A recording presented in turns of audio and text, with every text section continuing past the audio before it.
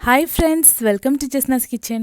അപ്പോൾ ഞാനിന്ന് ചെയ്യാൻ പോകുന്നത് നല്ല ബീഫ് വരട്ടിയതും അതോടൊപ്പം തന്നെ ഒറോട്ടിയാണ്. ഇതിന് നമ്മൾ കോഴിക്കോട് പറയുന്ന പേര് കൈപ്പത്തിരി എന്നാട്ടോ.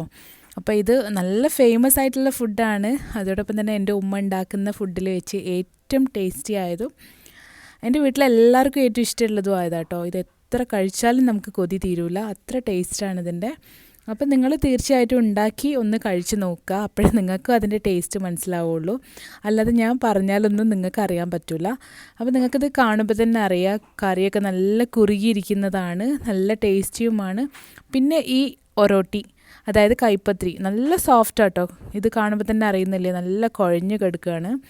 അപ്പോൾ നല്ല ടേസ്റ്റി ആയിട്ടുള്ളൊരു വിഭവമാണ്. അപ്പോൾ തീർച്ചയായിട്ടും നിങ്ങളൊന്ന് ട്രൈ ചെയ്ത് നോക്കുക. പിന്നെ ഇത് ഞാൻ പറയുന്നതോടൊപ്പം എനിക്കുള്ളൊരു വിഷമം എന്താണെന്ന് വെച്ചാൽ എൻ്റെ ഉമ്മ നാട്ടിൽ പോയിട്ടുണ്ട്. 1 മാസം വിസിറ്റിന് വന്നായിരുന്നു. അപ്പോൾ ഉമ്മ തിരിച്ചു പോയി. അപ്പോൾ അതിന് മുൻപേ ഉണ്ടാക്കിയതായിരുന്നു. അപ്പോൾ ഞാനിത് നിങ്ങളെ കൂടെ അറിയിക്കാൻ വേണ്ടിയാണ് വീഡിയോ എടുത്ത് വെച്ചത്. കാരണം ഏറ്റവും ടേസ്റ്റി ആയിട്ടുള്ള റെസിപ്പിയാണ്. അപ്പോൾ അത് നിങ്ങൾ അറിയാതെ പോകരുതെന്ന് വിചാരിച്ചിട്ടാണ്. അപ്പോൾ ഇത് കഴിഞ്ഞ തവണ കഴിച്ചപ്പോൾ ഇസ്മായിലിന് നല്ല ഇഷ്ടപ്പെട്ടതാട്ടോ. അപ്പോൾ അവന് തന്നെ ഇത്തവണ ബീഫ് വാങ്ങിച്ചുകൊണ്ട് വന്നതാണ്. അപ്പോൾ അവന് അതുപോലെ തന്നെ അവൻ്റെ അഭിപ്രായം ആദ്യം തന്നെ പറയുന്നുണ്ട്. അപ്പോൾ ഇനി നമുക്ക് നോക്കാം ഇതെങ്ങനെയാണ് ഉണ്ടാക്കുന്നതെന്ന്. അപ്പോൾ ഒരു കുക്കർ വെച്ചിട്ടുണ്ട് അടുപ്പിൽ. അതിലേക്ക് 2 ടേബിൾ സ്പൂൺ വെളിച്ചെണ്ണ ഒഴിച്ചു കൊടുത്തിട്ടുണ്ട്. അപ്പോൾ ആ വെളിച്ചെണ്ണ കട്ട പിടിച്ചിരിക്കുക കേട്ടോ. അപ്പോൾ അതൊന്ന് മെൽറ്റ് ആവട്ടെ.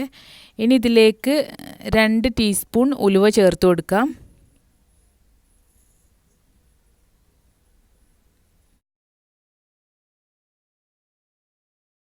ഈ ഉലുവ ഒന്ന് കളറ് മാറി വരണം.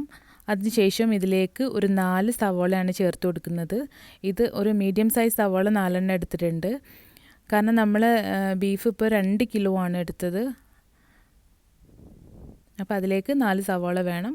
അതുപോലെ തന്നെ ഒരു 4 തക്കാളിയും ചെറുതായി മുറിച്ച് ചേർത്ത് കൊടുക്കുന്നുണ്ട്.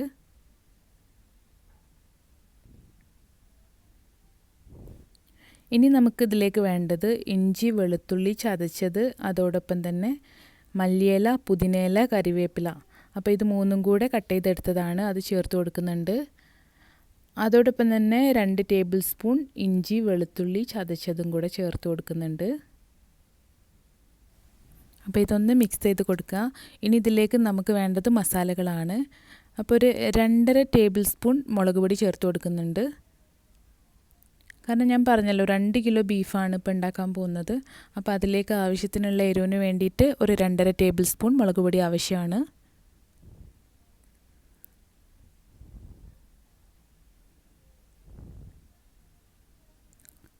ഇനി ഇതിലേക്ക് ഒരു 4 ടേബിൾ സ്പൂൺ മല്ലിപ്പൊടി ചേർത്ത് കൊടുക്കുക. ഇത് ഇറച്ചി മസാലയാണ് കേട്ടോ ചേർത്ത് കൊടുക്കുന്നത്, നമ്മൾ വറുത്ത് പൊടിച്ചതാണ്.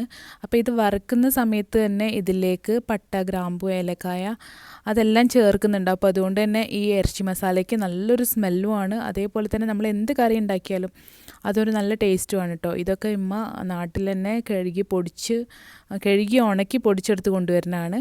ഇതിലേക്ക് ഒരു ടീസ്പൂൺ മഞ്ഞൾപ്പൊടി ചേർത്ത് കൊടുക്കാം.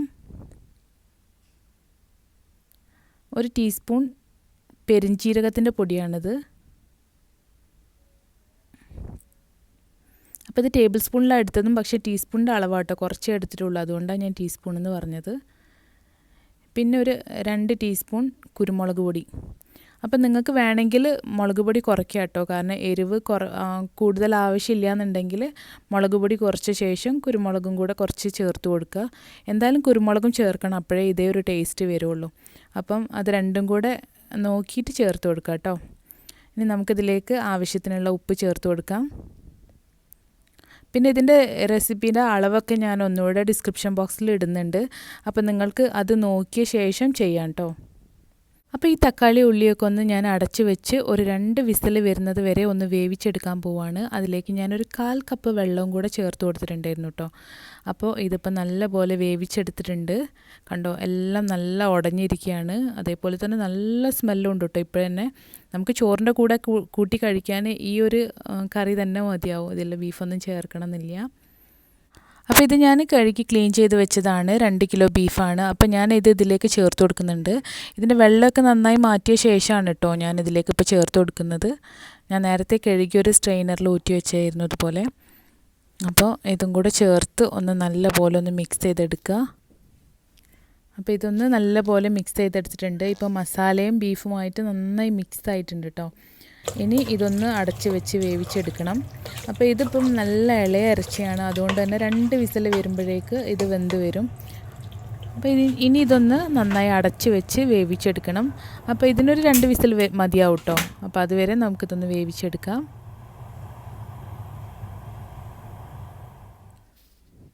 നമ്മുടെ ഇറച്ചിക്കറി ഇപ്പോൾ ഇവിടെ റെഡി ആയിട്ടുണ്ട് കേട്ടോ. നല്ല സ്മെല്ല് വരുന്നുണ്ട്. അതുപോലെ ഞാൻ ടേസ്റ്റ് ചെയ്ത് നോക്കിയപ്പോൾ നല്ല ടേസ്റ്റുമാണ്. ഇറച്ചിയൊക്കെ പാകത്തിന് വന്നിട്ടുണ്ട്. അപ്പോൾ ഇതൊന്ന് വെള്ളം വറ്റിച്ചെടുക്കാം. ആ സമയമാകുമ്പോഴേക്ക് നമുക്ക് കൈപ്പത്തിരി ഉണ്ടാക്കിയെടുക്കാം. അപ്പോൾ കൈപ്പത്തിരി ഉണ്ടാക്കാൻ വേണ്ടി 1.5 കിലോ പത്തിരിപ്പൊടിയാണ് ഇവിടെ എടുത്തത്. ഇതിലേക്ക് തിളച്ച വെള്ളം ഒഴിച്ചാണ് കുഴച്ചെടുക്കുന്നത് കേട്ടോ. അപ്പോൾ നമ്മൾ സാധാരണ പോലെ വാട്ടിയെടുക്കേണ്ട ആവശ്യമില്ല.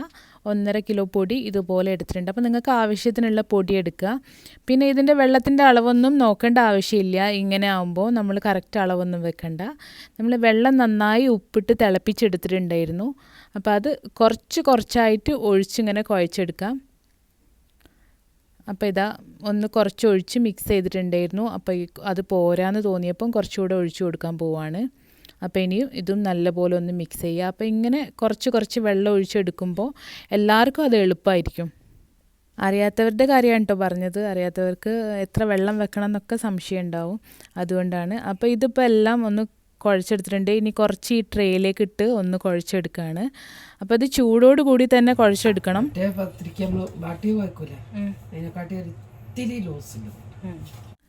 അപ്പോൾ ഉമ്മ പറഞ്ഞത് കേട്ടല്ലോ. ഉമ്മ പറഞ്ഞത് നമ്മൾ സാധാരണ പത്തിരിക്ക് കുഴക്കുന്നതിനേക്കാളും കുറച്ചുകൂടെ ലൂസായിട്ട് വേണം ഇത് കുഴച്ചെടുക്കാൻ.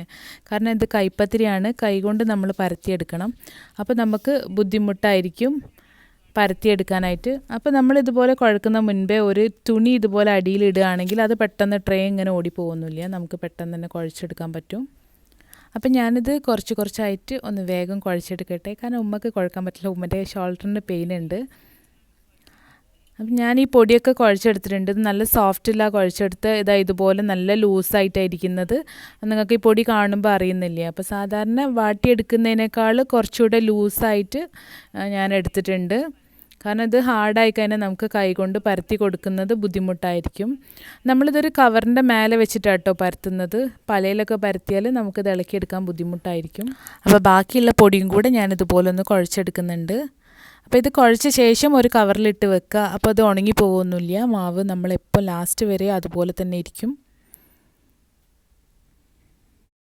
അപ്പോൾ ഇവിടെ എല്ലാം കുഴച്ചെടുത്തിട്ടുണ്ട്. അപ്പോൾ ഇതുപോലെയാണ് കൈപ്പത്തിരി പരത്തിയെടുക്കുന്നത്. നമ്മൾ കൈകൊണ്ട് ഇങ്ങനെ പരത്തി എടുക്കുക ചെയ്യുന്നത്. പിന്നെ ഈ പ്ലാസ്റ്റിക് കവറിൽ പരത്തുമ്പോൾ ഇതുപോലെ ഇങ്ങനെ ഇളക്കിയെടുക്കാൻ നമുക്ക് നല്ല സുഖമായിരിക്കും. പെട്ടെന്ന് തന്നെ ഇളക്കിയെടുക്കാൻ പറ്റും. അപ്പോൾ ഇതുപോലെ തവയിലിട്ട് ചുട്ടെടുക്കുക. ചൂടായ കല്ലിലിടുക. പിന്നെ ഈ പത്തിരി ചുടുമ്പോൾ ഇതിന് ഒരു രീതിയുണ്ട്. ഒരു തവണ നമ്മൾ മറിച്ചിടുക, ഒന്ന് വാടി വരുന്ന സമയത്ത്, പിന്നെ ഒന്നുകൂടെ മറിച്ചിടുക. അപ്പോൾ ഇതിപ്പോൾ ഉമ്മയാണ് കേട്ടോ ചുടുന്നത്. അപ്പോൾ കല്ലിൽ ഓടിലാണിത് ചുട്ടെടുക്കുക. പക്ഷേ എൻ്റെ കയ്യിലിപ്പോൾ ഓടില്ല, നാട്ടിൽ നിന്ന് കൊണ്ടുവന്ന് അപ്പോൾ പൊട്ടിപ്പോയിട്ടുണ്ടായിരുന്നു. അപ്പോൾ അതുകൊണ്ട് തന്നെ ഈ ഒരു കല്ലിലാണ്, ഇരുമ്പിൻ്റെ കല്ലിലാണ് ഞാൻ ഇപ്പോൾ ചുട്ടെടുക്കുന്നത്.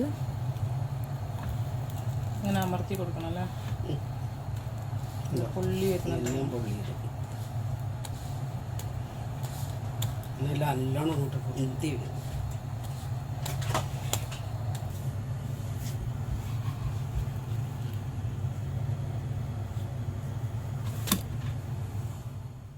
അപ്പോൾ ഞാൻ ഈ പത്തിരി അധികം ഉണ്ടാക്കാറൊന്നുമില്ല കേട്ടോ. കാരണം ജാസ്നക്ക് അത്ര ഇഷ്ടമല്ലത്. ജാസ്നക്ക് അധികം ഇഷ്ടം കണ്ണച്ച പത്തിരിയൊക്കെ കഴിക്കാനാണ്, പൂരിയൊക്കെയാണ് ഇഷ്ടം. അപ്പം ഞാൻ ഇപ്പോൾ ഇതിൽ നിന്ന് എടുക്കുന്ന കണ്ടില്ല, നല്ല ഈസി ആയിട്ട് ഇതിൽ നിന്ന് എടുക്കാൻ പറ്റും. അപ്പോൾ ഞാനിത് തവയിലേക്ക് ഇട്ടിട്ടുണ്ട്. ഉമ്മ പത്തിരീൻ്റെ ഇൻസ്ട്രക്ഷൻസൊക്കെ തന്നിട്ട് പോയിട്ടുണ്ട്. ബാങ്ക് കൊടുത്തപ്പോൾ നിസ്കരിക്കാൻ വേണ്ടി പോയതാണ്. അപ്പോൾ ഉമ്മ പറഞ്ഞത് ഇതൊന്ന് വാടി വരുന്ന സമയത്ത്, നമ്മൾ ഇട്ടിട്ട് ഒന്ന് വാടി വരുന്ന സമയത്ത് ഒന്ന് മറിച്ചിടുക. അതായത് ഒരു 2 സെക്കൻഡ് കഴിഞ്ഞാൽ മറിച്ചിടുക. ഇനി നമുക്കിത് മറിച്ചിടാൻ പാടില്ല. ഇനി ഇതൊന്ന് അടി നന്നായി വേവണം, അതിന് ശേഷം മറിച്ചിടുക. അങ്ങനെ 3 തവണ മാത്രമേ പത്തിരി മറിച്ചിടാൻ പറ്റുള്ളൂ കേട്ടോ. അപ്പോൾ അത് നമ്മൾ വിചാരിച്ച പോലെ അങ്ങനെ പൊങ്ങി വരുള്ളൂ. അപ്പോൾ ഇത് നമുക്ക് അറിയാൻ പറ്റും, ഇതൊന്ന് ഹാർഡായി വരുന്നുണ്ട് ഇപ്പം. അപ്പോൾ ഇനി ഇതൊന്ന് മറിച്ചിടാം. അപ്പോൾ ഞാൻ ഈ വീഡിയോ ഫാസ്റ്റ് ആക്കിയിട്ടൊന്നുമില്ല കേട്ടോ, നിങ്ങൾക്ക് എത്ര സമയം എടുക്കുന്നുണ്ട് എന്നുള്ള അറിയാൻ വേണ്ടിയാണ്. ഇപ്പോൾ കണ്ട താഴത്തെ ഭാഗമൊക്കെ ചെറുതായിട്ടൊന്ന് കളർ മാറിയിട്ടുണ്ട്. ഇത് മറിച്ചിട്ട സമയത്ത് തന്നെ ഇത് അങ്ങോട്ട് ബബിള് പോലെ പൊന്തി വന്നിട്ടുണ്ട്. കണ്ടോ, നല്ല കുമിള പോലെ ഇരിക്കുന്നുണ്ട് ഇപ്പോൾ. അപ്പോൾ അതാണ് ഈ പത്തിരിൻ്റെ ഒരു ടേസ്റ്റ് എന്ന് പറയുന്നത്. കാരണം ഇതിപ്പോൾ ഇങ്ങനെ പൊങ്ങി വന്നാൽ ഇത് നമ്മൾ ഇട്ട് അടച്ച് വെച്ച് കഴിക്കാൻ നേരം നോക്കുമ്പോൾ നല്ല സോഫ്റ്റ് ആയിരിക്കും. ഇതുപോലെ പൊങ്ങി വരാതെ ഇരുന്നാൽ നമ്മൾ പത്തിരി കഴിക്കുമ്പോഴും കുറച്ച് ഹാർഡായിട്ടിരിക്കും ഇരിക്കുക. അപ്പോൾ ഇപ്പോൾ പത്തിരി ഇവിടെ റെഡി ആയിട്ടുണ്ട്. ഇത് വളരെ പെട്ടെന്ന് തന്നെ നമുക്ക് ഉണ്ടാക്കാൻ പറ്റുന്ന ഒരു രീതിയാണ് കേട്ടോ. കാരണം നമ്മൾ അല്ലെങ്കിൽ വാട്ടിയെടുക്കുകയൊക്കെ വേണ്ടേ. അപ്പോൾ ഇതാകുമ്പോൾ നമുക്ക് ഈസി വേ ആണ്. കൈപ്പത്തിരിയും ഇറച്ചി വരട്ടിയതും ഇവിടെ റെഡി ആയിട്ടുണ്ട് കേട്ടോ. ഇതിങ്ങനെ ചൂടോട് കൂടി കഴിക്കാൻ നല്ല ടേസ്റ്റാണ്. പിന്നെ ഈ ചിലരൊക്കെ ഈ തേങ്ങാപ്പാൽ ഈ പത്തിരിയുടെ മേലെ ഒഴിക്കാറുണ്ട്. പിന്നെ ഈ പത്തിരി വേണമെങ്കിൽ നിങ്ങൾക്ക് കുറച്ചുകൂടെ കട്ടിയിൽ ചുട്ടെടുക്കാം കേട്ടോ. പക്ഷേ ഇതിൻ്റെ ഉള്ളിൽ വേവാതിരിക്കുമെന്ന് വിചാരിച്ചിട്ടാണ്. പിന്നെ ഇവിടെ ജാസ്നക്കൊന്നും അത്ര കട്ടിയിലുള്ളത് ഇഷ്ടമല്ല, അതുകൊണ്ടാണ് ഇങ്ങനെ തിന്നായിട്ട് എടുത്തത്. അപ്പോൾ വേണമെങ്കിൽ കുറച്ചുകൂടെ കട്ടിയിലൊക്കെ പരത്തിയെടുക്കാം കേട്ടോ. പിന്നെ അത് ചുടുന്ന സമയത്ത് പ്രത്യേകം ശ്രദ്ധിക്കുക, 2 തവണ മാത്രം മറിച്ചിട്ടിട്ട് എടുക്കുക. അപ്പോൾ നിങ്ങൾക്ക് വീഡിയോ ഇഷ്ടമായെന്ന് വിചാരിക്കുന്നു. ഇഷ്ടമായിട്ടുണ്ടെങ്കിലും ഇല്ലെങ്കിലും നിങ്ങളുടെ അഭിപ്രായങ്ങൾ കമൻ്റായിട്ട് കൊടുക്കുക. അതുപോലെ വീഡിയോ കാണുന്നവരാണെങ്കിൽ, എൻ്റെ ചാനൽ ആദ്യമായിട്ട് കാണുന്നവരാണെങ്കിൽ തീർച്ചയായിട്ടും സബ്സ്ക്രൈബ് ചെയ്യാനും അതോടൊപ്പമുള്ള ബെല്ലൈക്കൺ ക്ലിക്ക് ചെയ്യാനും മറക്കരുത് കേട്ടോ. അതിൽ ക്ലിക്ക് ചെയ്യുമ്പോൾ ഓളിന് തന്നെ പ്രസ് ചെയ്ത് കൊടുക്കുക. അപ്പോഴേ ഞാനിടുന്ന വീഡിയോസിൻ്റെ എല്ലാ നോട്ടിഫിക്കേഷൻസും നിങ്ങൾക്ക് കിട്ടുള്ളൂ. അപ്പോൾ പുതിയൊരു വീഡിയോ ആയിട്ട് ഞാൻ വീണ്ടും വരുന്നതാണ്. അതുവരേക്കും bye bye. Thank you for watching Jasna's kitchen.